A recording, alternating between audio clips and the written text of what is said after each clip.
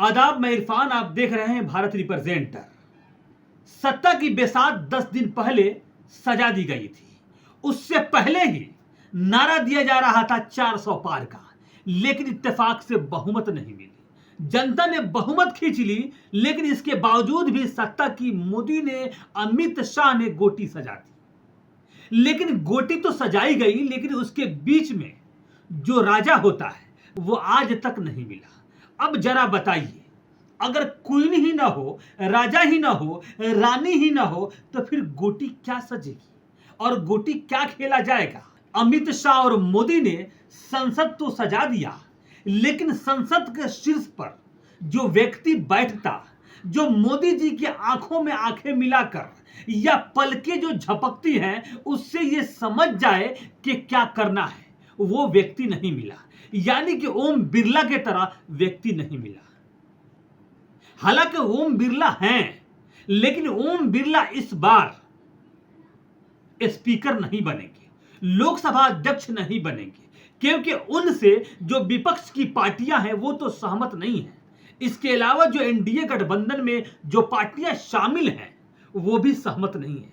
इसलिए ओम बिरला अब घर बैठकर गाय को चारा खिला रहे हैं, उसके अलावा जहां तहां दर्शन कर रहे हैं। लेकिन एक और बात याद रखिएगा, ओम बिरला वो व्यक्ति हैं जो एक बार में 145 सांसदों को निष्कासित कर दिया था। ओम बिरला वही व्यक्ति हैं जो बाहर मंच पर कोई नेता गाली देता है, उसको संसद से निष्कासित कर देते हैं। लेकिन उन्हीं के पार्टी का सांसद विधूड़ी खुलकर संसद में एक मुस्लिम सांसद को गाली देता है, ओम बिरला उसे बचा लेते हैं। ये सारी बातें लोगों को याद है। एनडीए गठबंधन में जो लोग शामिल हैं उनको भी ये बातें याद है, इसलिए वो गलती कभी नहीं करेंगे।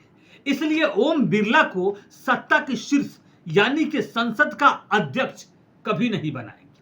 हालांकि अध्यक्ष की मांग तो टीडीपी कर रही थी, अध्यक्ष की मांग तो जेडीयू भी कर रही थी, लेकिन जेडीयू क्या है और नीतीश कुमार क्या है आपको पता ही है।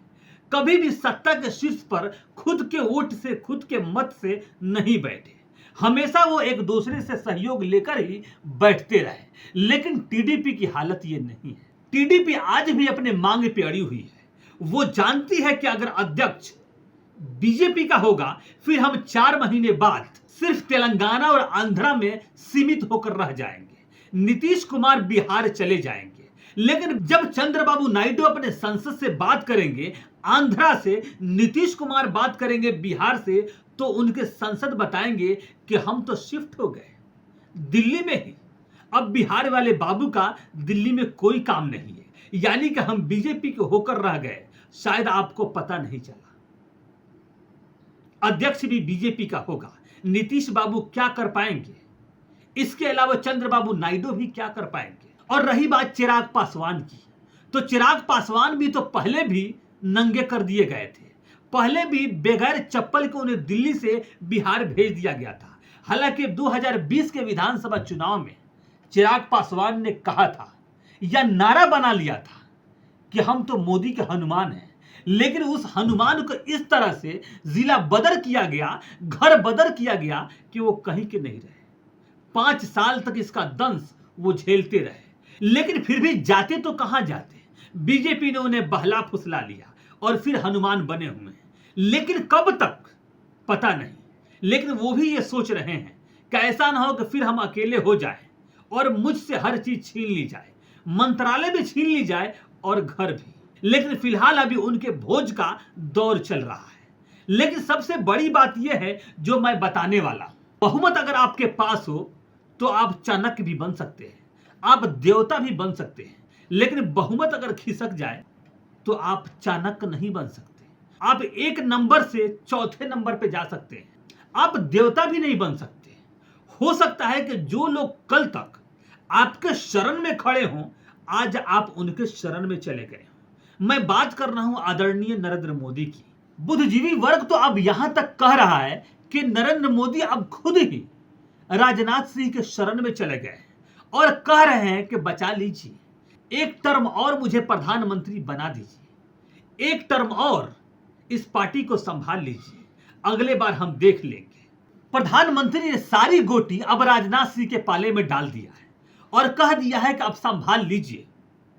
अब ना मुझसे संभल रहा है और ना अमित शाह से।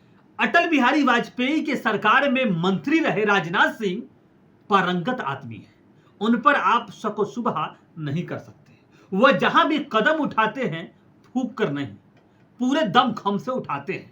उसी श्रेणी में नितिन गडकरी भी आते हैं, लेकिन नितिन गडकरी मौन है।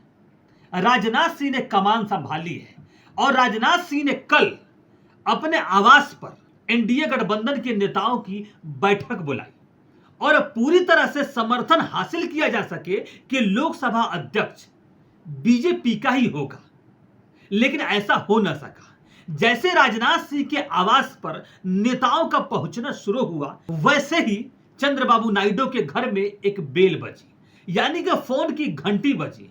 पीए ने फोन उठाया तो दूसरी तरफ से आवाज आया, हम उद्धव ठाकरे बोल रहे हैं। नायडू जी हैं क्या?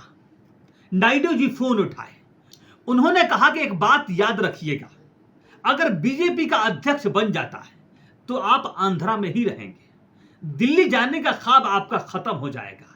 इसलिए जो भी हो, जैसे भी हो, आपकी कोशिश होनी चाहिए कि अध्यक्ष टीडीपी का हो, तो ही आप सलामत रहेंगे।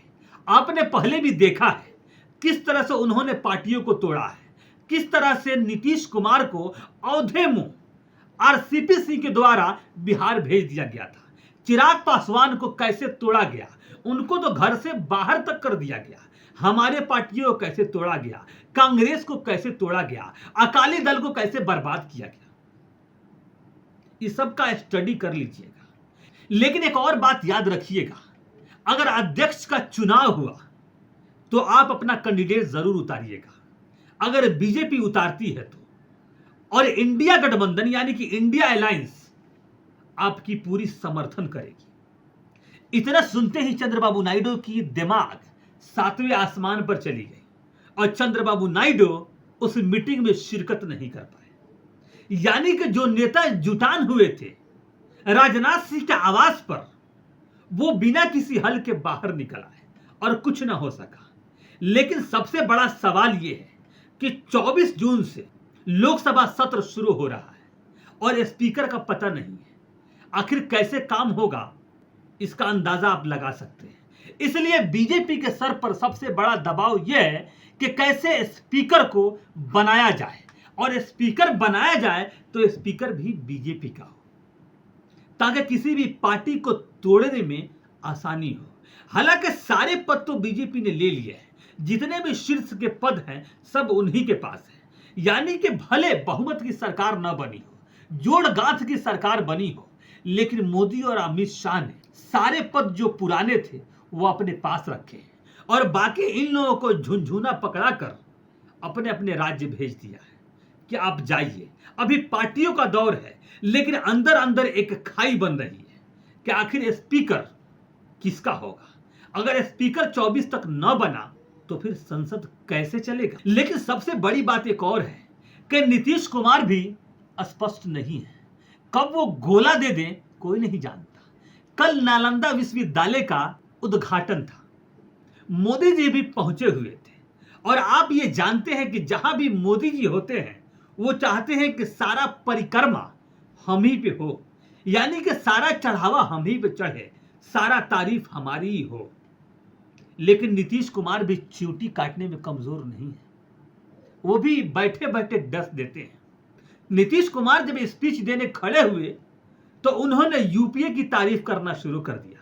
उन्होंने कहा कि जब यूपीए की सरकार थी तो संसद में इसे पारित किया गया था कि नालंदा विश्वविद्यालय का फिर से स्थापना हो, और यूपीए के कार्यकाल में ही 2010 में इसमें पढ़ाई शुरू हो गई। लेकिन जब 2014 में आपका कार्यकाल आया तो काम तेजी से हुए, लेकिन यूपीए ने बड़ा काम किया नालंदा विश्वविद्यालय को बनवाने में।